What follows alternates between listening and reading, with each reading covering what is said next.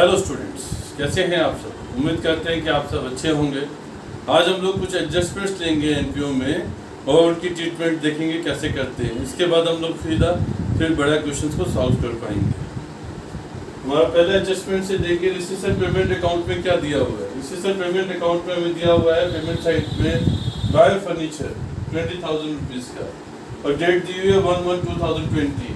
हमारा रिसीसेंट payment account किस साल का बन रहा है, ईयर एंडिंग 31/3/2020।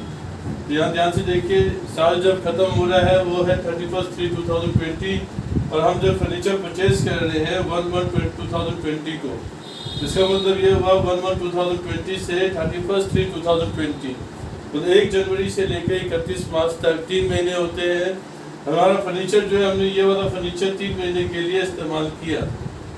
अब आगे देखिए, एडिशनल इन्फॉर्मेशन में क्या बोला, 1/4/2019 मतलब साल के शुरू में फर्नीचर था हमारे पास 50,000 रुपीज़ का।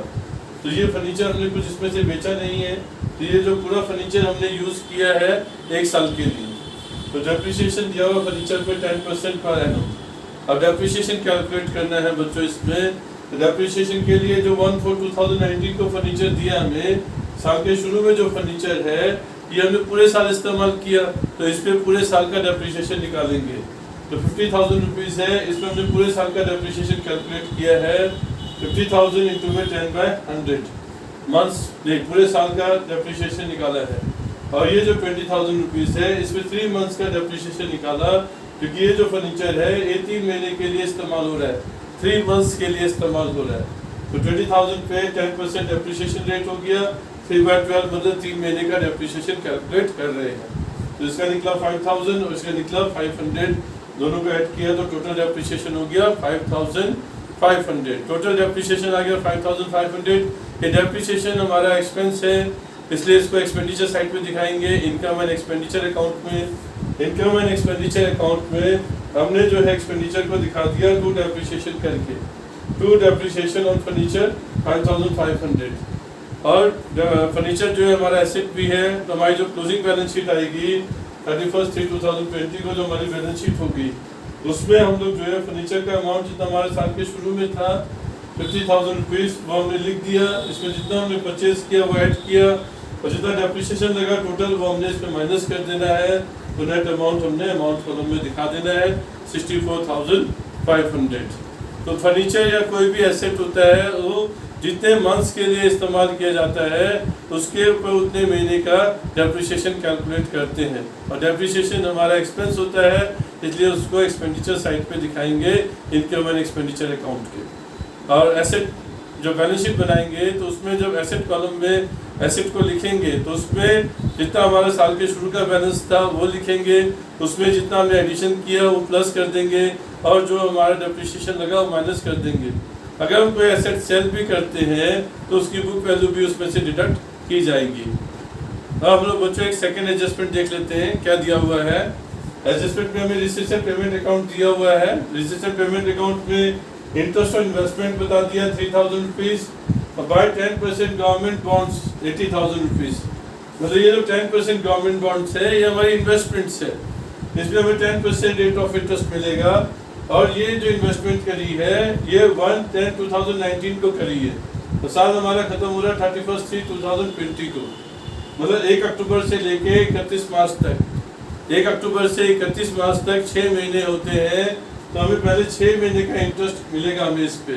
तो 6 महीने का इंटरेस्ट हम पहले इस पे कैलकुलेट कर लेंगे। 80,000 रुपीज़ पे 6 महीने का इंटरेस्ट कैलकुलेट किया हमने इंटरेस्ट ऑन गवर्नमेंट बॉन्ड्स के लिए। तो हमारा कैलकुलेट होके आया 4,000 रुपीज़। 80,000 रुपीज़ पे 6 महीने का इंटरेस्ट कैलकुलेट करेंगे 10% के हिसाब से, तो हमारा आएगा 4,000 रुपीज़। 4,000 रुपीज़ आपको इंटरेस्ट मिलना चाहिए था। इंटरेस्ट मिला कितना आपको रिसिप्ट हुआ, रिसिप्ट साइड पे देखिए। तो इंटरेस्ट और इन्वेस्टमेंट 3,000 रुपीज़। इंटरेस्ट मिला आपको 3,000 रुपये का इंटरेस्ट मिलना चाहिए था 4,000 रुपये। तो इसका मतलब हुआ जो 1,000 रुपया बचा है डेट इज एक्रूड इंटरेस्ट, जो अभी आपको मिला नहीं है। ड्यू हो गया है लेकिन मिला नहीं है। तो एक्रूड इंटरेस्ट आपका हो गया 1,000 रुपीज़ का।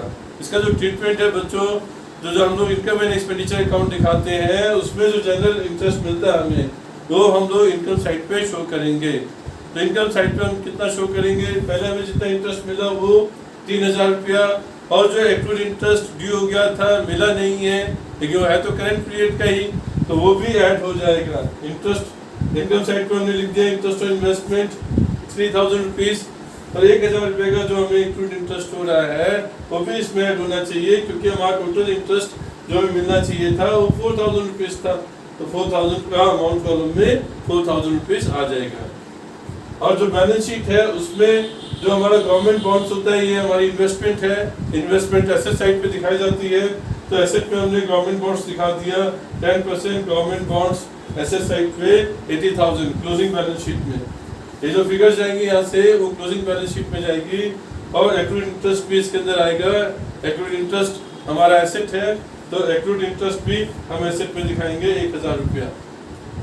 बच्चों हम ले लेते हैं अब थर्ड एडजस्टमेंट।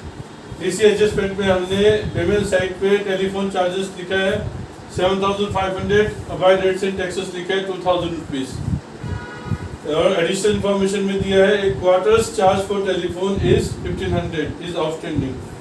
एक क्वार्टर का चार्ज जो है टेलीफोन का 1500 है, क्वार्टर मतलब 3 मंथ्स पेमेंट, 3 महीने का जो चार्ज है 1500 रुपीज़ है, तो पूरे साल का चार्ज कितना होगा ये हम लोग कैलकुलेट कर लेंगे।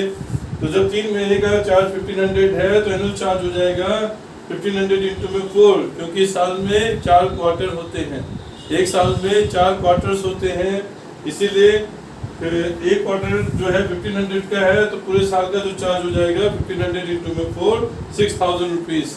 6000 रुपीज़ आपके पूरे साल का चार्ज होना चाहिए। साथ में ये बता दिया कि 1500 इज आउटस्टैंडिंग, अभी भी जो है एक क्वार्टर का चार्ज आउटस्टैंडिंग है, मतलब इस साल हमने एक क्वार्टर का चार्ज 1500 पे नहीं किया।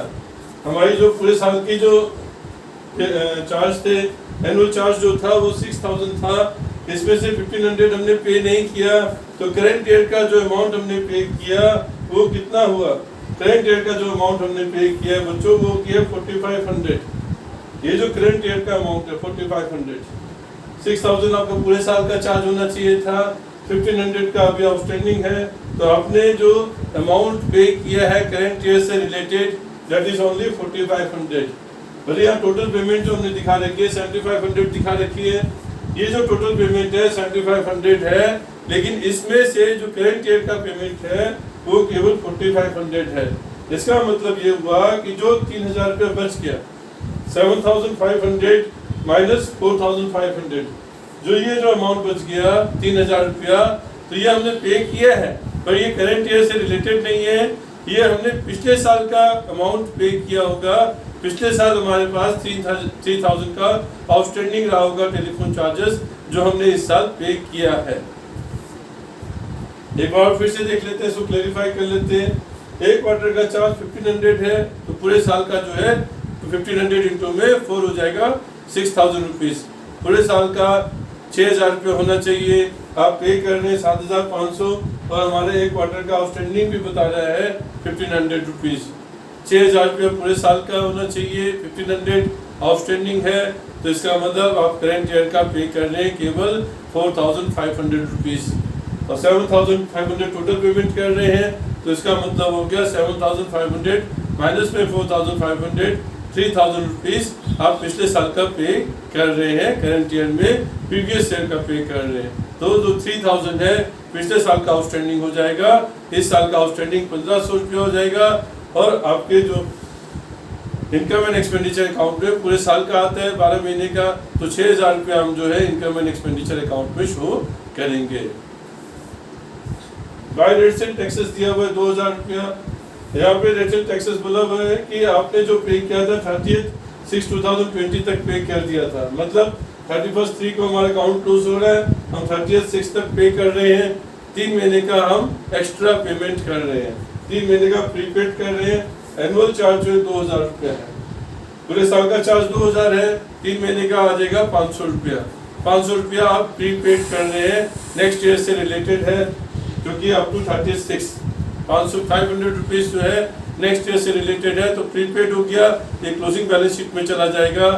और जो आप पेमेंट कर रहे हैं 2000 रुपये टोटल पेमेंट कर रहे हैं, एनुअल चार्ज भी 2000 है, इस 2000 रुपये में से आप जो है 500 रुपये आपने प्रीपेड कर दिए तो 1500 रुपये रहे हैं, लेकिन आपके पूरे साल का चार्ज जो 2000 रुपये होना चाहिए, तो 500 रुपया आपका पिछले साल भी प्रीपेड रहा होगा। जब पिछले साल प्रीपेड रहा होगा 500 रुपया, इस साल का प्रीपेड भी 500 रुपया रहा होगा, तभी आप 2000 रुपया पूरा इसके अंदर आ जाएगा। अब हम लोग देख लेते हैं कि इनको बैलेंस शीट में कैसे रिप्रेजेंट करेंगे। हमने कैलकुलेट किया कि जो ओपनिंग आउटस्टैंडिंग था टेलीफोन चार्जेस, वो हमारा निकला था 3000 रुपीज़। जो ओपनिंग आउटस्टैंडिंग आया था वो ओपनिंग बैलेंस शीट में लायबिलिटीज में दिखाया जाएगा।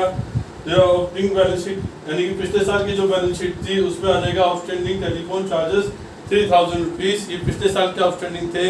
इस साल के आउटस्टैंडिंग 1500 दिए हुए थे हमें, तो इस साल की जो बैलेंस शीट है 31/3/2020 को, उसमें आउटस्टैंडिंग टेलीफोन चार्जेस 1500 आ जाएगा। और ये जो उसकी ट्रीटमेंट है इनकम एंड एक्सपेंडिचर अकाउंट में, वो भी देख लेते हैं। हमने जितना टेलीफोन चार्जेस पेड किया 7500 वो हमने लिख दिया। पिछले साल का जितना आउटस्टैंडिंग हमने इस साल पे किया वो माइनस करेंगे। पिछले साल का जो आउटस्टैंडिंग था 3000 रुपये हमने इस साल पे किया, वो हमने माइनस कर दिया। ये हम पीछे कैलकुलेट कर चुके हैं। और इस साल का आउटस्टैंडिंग हमें बता रखा है 1500 रुपीज़। इस साल का आउटस्टैंडिंग पे नहीं किया है तो ये ऐड हो जाएगा। इसका मतलब ये हुआ कि टोटल मिला के 6000 रुपये आ रहे हैं। 6000 रुपये आने चाहिए, क्योंकि एक क्वार्टर का चार्ज 1500 है, पूरे साल का 6000 रुपया होना चाहिए था। 6000 रुपया पूरे साल का आना चाहिए। हम इसको ऐसे भी समझ सकते हैं 7500 हमने पे किया है, 7500 पे किया। इस साल का आउटस्टैंडिंग हमें दिया हुआ है 1500, वो हम ऐड कर देंगे तो टोटल 9000 रुपीज़ हो जाएगा। क्योंकि एक साल में 6000 रुपये आने चाहिए, तो 6000 रुपये आने चाहिए, तो बाकी बच के 3000 रुपये। इसका मतलब ये कौन से अमाउंट है? ये पिछले साल का अमाउंट है जो हमने इस साल पे किया है। रेट्स एंड टैक्सेस देख लीजिए बच्चों। रेट्स एंड टैक्सेस कितना है? 2000 rupees. Rates and taxes 2000 rupees दिया हुआ है। साथ में बोला है कि ये हमने 30 जून तक पे कर रखा है, 3 महीने का प्रीपेड पे कर दिया है। तो पूरे साल का चार्ज दिया हुआ है 2000 रुपया, तो पूरे साल का चार्ज तो अमाउंट कॉलम में आ जाएगा 2000 रुपया पूरे साल का चार्ज। और 3 महीने का जो हमारा प्रीपेड निकलेगा वो 500 रुपये निकलेगा, 500 रुपीज़ जो हमने नेक्स्ट ईयर के लिए पे किया है। तो जो टोटल अमाउंट पे किया 2000 रुपीज़, उसमें से 500 रुपीज़ हम जो है माइनस कर देंगे, क्योंकि ये अमाउंट नेक्स्ट ईयर से रिलेटेड है। तो हमारा अमाउंट बचेगा 1500, जबकि अमाउंट आना चाहिए 2000 रुपया। इसका मतलब हिडन इन्फॉर्मेशन है कि पिछले साल भी 500 रुपीज़ का प्रीपेड था। जो करंट ईयर का अमाउंट हमने पिछले साल ही पे कर दिया था, ये हिडन इन्फॉर्मेशन है। तो उसको भी हम लोग ऐड करेंगे, तब जाके 2000 रुपया आएगा। तो प्रीपेड जो होता है हमारे लिए that is an asset. Prepaid जो है एसेट है, तो प्रीपेड को हम लोग ओपनिंग बैलेंस शीट में भी दिखाएंगे, प्रीपेड एसेट टैक्सेस, और क्लोजिंग बैलेंस शीट में भी दिखाएंगे।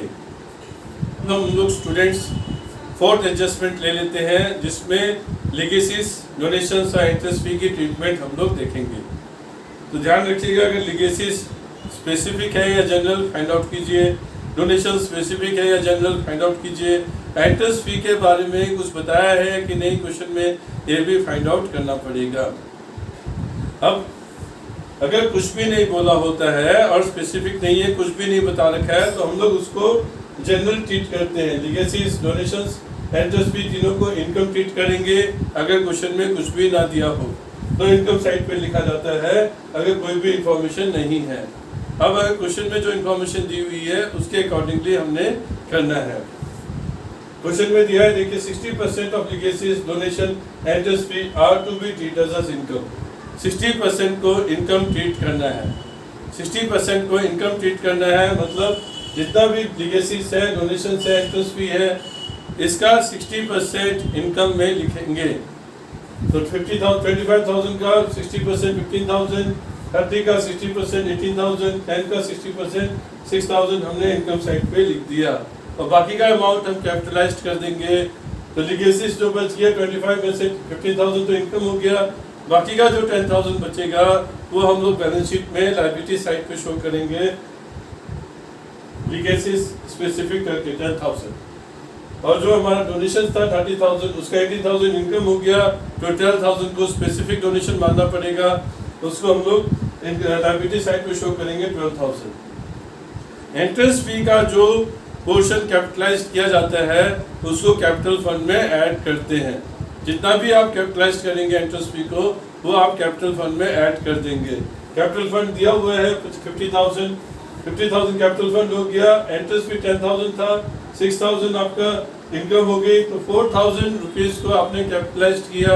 इंटरेस्ट फी 4,000 कैपिटल फंड में ऐड हो गया जो आपने कैपिटलाइज किया। तो अमाउंट कॉलम में 54,000 लिखा जाएगा। अब लोग बच्चों एक अगला एडजस्टमेंट ले लेते हैं, एडजस्टमेंट नंबर 5। इसमें हम लोग क्या देख रहे हैं, इसमें हमारे को दिया हुआ है इंटरेस्ट इन्वेस्टमेंट 5,000 रुपीज। देखिए बताया पूरे साल का इंटरेस्ट है 5,000 रुपया और रेट ऑफ इंटरेस्ट है 5%। मतलब पूरे साल का इंटरेस्ट हमको 5,000 मिल रहा है, तो इसका मतलब साल के शुरू में भी इन्वेस्टमेंट रही होगी। तो जो साल के शुरू में कितनी इन्वेस्टमेंट थी वो हमें कैलकुलेट करनी पड़ेगी। ये हिडन इंफॉर्मेशन रहती है क्वेश्चन में, इसके बारे में नहीं बताया जाता कि कैलकुलेट करिए, बट हमें कैलकुलेट करना पड़ता है। 5% इंटरेस्ट मिल रहा है 5,000 रुपीज 5% पे, तो कितना अमाउंट रहा होगा इन्वेस्टमेंट का, वो इन्वेस्टमेंट का अमाउंट कैलकुलेट करना है। तो बच्चों जितना इंटरेस्ट का अमाउंट है वो लिखिए और इंटरेस्ट को रेसिप्रोकल कर दीजिए, जितना इंटरेस्ट है उसका रेसिप्रोकल कर दीजिए। 5% मतलब 5/100 होता है, तो उसका रेसिप्रोकल कर देंगे 100/5। तो 100/5,000 इंटू में 100/5 करेंगे तो अमाउंट आएगा 1 लाख रुपीज। क्रॉस चेक कर सकते हैं, 1 लाख का 5% पूरे साल का अमाउंट होता है 5,000 रुपीज। तो साल के शुरू में भी इन्वेस्टमेंट हो जाएगी 1 लाख रुपया, साल के एंड में भी इन्वेस्टमेंट हो जाएगी 1 लाख रुपया। तो इन्वेस्टमेंट की अमाउंट हमें कैलकुलेट करनी पड़ेगी इस इंफॉर्मेशन से। दूसरा यहाँ इंटरेस्ट ऑन लोन दिया है, मतलब हमने कोई लोन लिया है ऑर्गेनाइजेशन ने, उसमें इंटरेस्ट हम पे कर रहे हैं 1,200 रुपीज का। ऑन 31 मार्च 2019 को ऑर्गेनाइजेशन ने लोन लिया था 20,000 रुपीज का at rate of 12% per annum. मतलब ये साल के बिगनिंग में ये हमारे पास लोन लिया हुआ था, लोन लिया था, इस पे इंटरेस्ट पे करेंगे, पूरे साल का इंटरेस्ट कैलकुलेट करेंगे। पहले 20,000 का 12% पूरे साल का इंटरेस्ट हो जाएगा 2,400, पूरे साल का इंटरेस्ट 2,400 हो जाएगा। हम पे कर रहे 1,200, इसका मतलब ये हुआ कि जो 1,200 रुपीज है वो आउटस्टैंडिंग इंटरेस्ट है, अभी आपने पे नहीं किया। तो इनकम एंड एक्सपेंडिचर अकाउंट में हम एक्सपेंडिचर साइड पे लिखेंगे bye interest on loan 1,200 rupees, और जितना आउटस्टैंडिंग है करंट ईयर का इंटरेस्ट वो भी ऐड हो जाएगा 1,200 रुपीज। टोटल इंटरेस्ट आना चाहिए 2,400 जो आ रहा है। ये जो इंटरेस्ट का अमाउंट है आउटस्टैंडिंग, ये हमारी लायबिलिटीज में भी जाता है, तो हमने लायबिलिटी साइड पे लिख दिया इंटरेस्ट आउटस्टैंडिंग 1,200 रुपीज, और जो लोन का अमाउंट है वो हमारी लायबिलिटी होती है। तो ये 31 मार्च 2019 को दिया हुआ है, ओपनिंग में भी आएगा और क्लोजिंग में भी आएगा, दोनों बैलेंस शीट में लोन का अमाउंट आएगा, interest outstanding closing balance sheet में चला जाएगा। अब बच्चों हम लोग नेक्स्ट एडजस्टमेंट ले लेते हैं, एडजस्टमेंट नंबर 6। इसमें हमने फर्नीचर के बारे में लिया है। देखिए क्या दिया हुआ है, furniture, sale of furniture, to sale of furniture, book value 6,000 है, 4,000 ने बेच दिया। बुक वैल्यू फर्नीचर की 6,000 रुपया है और हम 4,000 रुपये बेच रहे हैं, इसका मतलब बुक वैल्यू ज्यादा है, सेल प्राइस कम है, हमें लॉस हो गया। बुक वैल्यू जब भी ज्यादा होती है, सेल प्राइस कम होता है तो लॉस होता है, तो इसको हम एक्सपेंडिचर साइड पे दिखाते हैं। हमने उसे एक्सपेंडिचर साइड पे दिखा दिया, to loss on sale of furniture 2,000 rupees. फिर भी दिया बुक्स जो हमने 6,000 है, मतलब ये बुक्स हमने परचेज करी है 6,000 रुपए की, बुक्स हमने परचेज करी है। और इंफॉर्मेशन में क्या दिया है, बुक्स ऑन 1/4/2019 31/3/2020, 1/4/2019 को बुक्स थी 13,500 रुपए की और 31/3/2020 को थी 16,500 रुपया। तो ये जो ऑन है तो अमाउंट कॉलम में लिखा जाएगा, जो क्लोजिंग का फिगर है 16,500 रुपया वो तो अमाउंट कॉलम में आना चाहिए। और हमारा शुरू की जो बुक्स दी हुई है 13,500 रुपया, हमने स्टार्ट किया, बुक्स हमारे पास शुरू में थी 30,500, हमने परचेज करी है बुक्स 6,000 की, तो टोटल बुक्स हमारे पास होनी चाहिए थी 19,500 की। टोटल बुक्स 19,500 की होनी चाहिए थी, और बुक्स हमारी कितनी दिखाई जा रही है 16,500।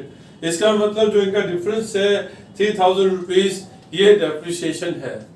तो डेप्रिसिएशन के लिए पहले आपको बैलेंस शीट पे ट्रीटमेंट करनी पड़ेगी, फिर आप जो है डेप्रिसिएशन यहाँ पे अमाउंट दिखाइएगा। तो बैलेंस शीट का जो 3000 रुपीज आया डेप्रिसिएशन, ये डेप्रिसिएशन ऑन बुक्स हो गया 3000 रुपीज।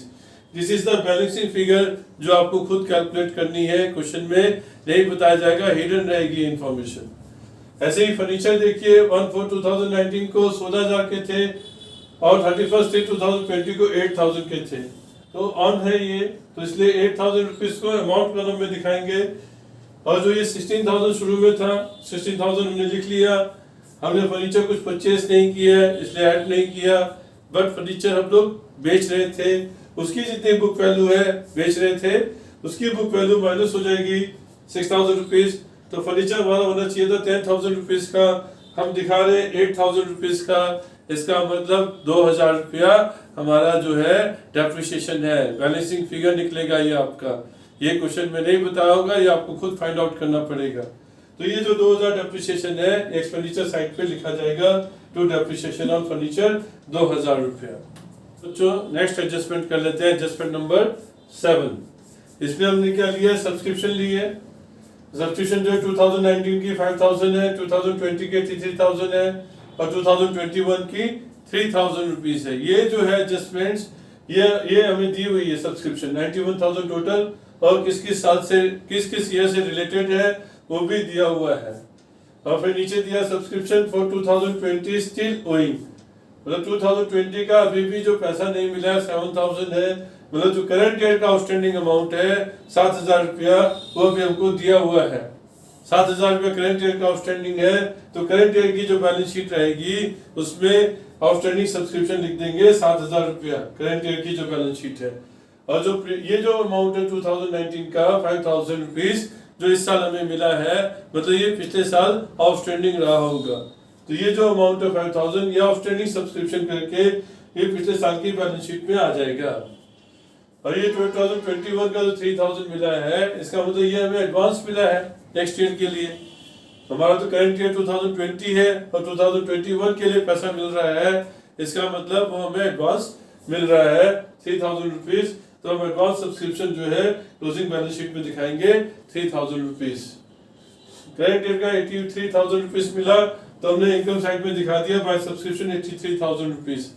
इसमें हम लोग ऐड करते हैं जो करंट ईयर का आउटस्टैंडिंग अमाउंट है। करंट ईयर का जो आउटस्टैंडिंग अमाउंट है 7,000 रुपीज जो हमें बताया हुआ है, स्टिल ओइंग है 7,000 करंट ईयर का, तो वो ऐड हो जाएगा करंट ईयर का आउटस्टैंडिंग 7,000 रुपीज।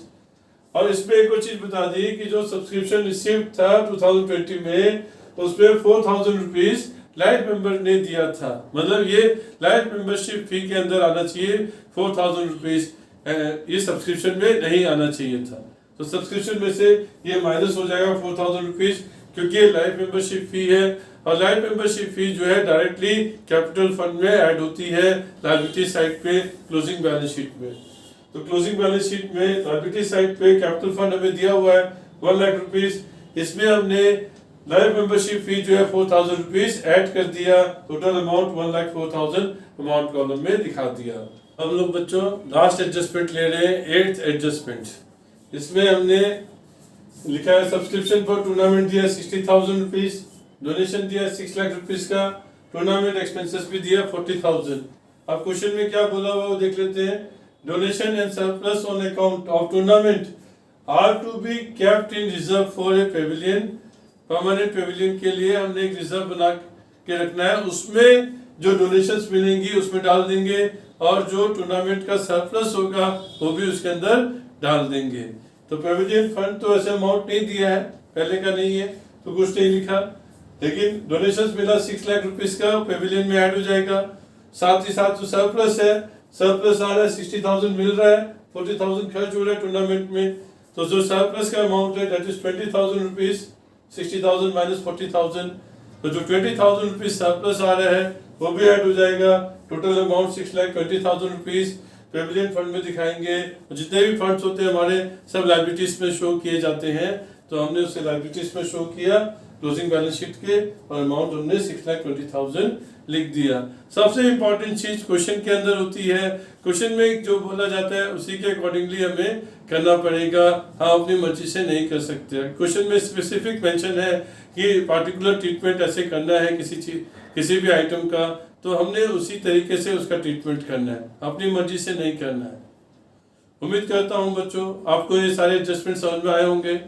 अब आप जो है एक बड़ा क्वेश्चन कर सकते हैं 6 नंबर का जो आता है, जिसमें आपको इनकम एंड एक्सपेंडिचर अकाउंट बनाना है, opening and closing balance sheet बनानी है, वो आप प्रिपेयर कर पाएंगे यहाँ तक कि अगर आपको समझ में आ गया है। आप कमेंट जरूर करें, आपको अच्छा लगता है, बुरा लगता है, कुछ भी है आप जरूर कमेंट करें। इससे मुझे पता चलता है कि कैसे मैं पढ़ा पा रहा हूँ आपको। थैंक यू स्टूडेंट्स मेरे वीडियो को वॉच करने के लिए। Thank you again.